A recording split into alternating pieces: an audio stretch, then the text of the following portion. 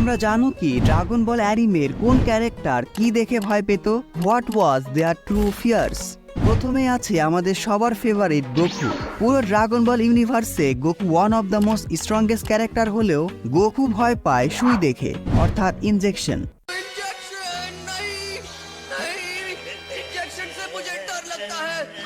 একবার ভাবো, ফ্রিজার একটা সিম্পল বিম যেটা পুরো পৃথিবীকে ধ্বংস করে দিতে পারে, গোকু সেটাকে তার বেস্ট ফর্মে ডিফ্লেক্ট করে দিয়েছিল।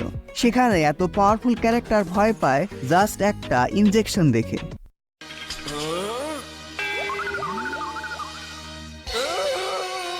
তবে গোকুর একটা বিষয় আমার সবচেয়ে বেশি ভালো লাগে, সেটা হলো তার অপোনেন্টস তার থেকে অনেক বেশি পাওয়ারফুল হলেও সে কখনো ভয় পায় না।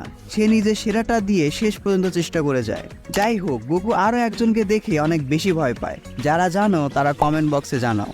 ভেজিটা ভয় পায় তার ওয়াইফকে। বেশিরভাগ বাঙালি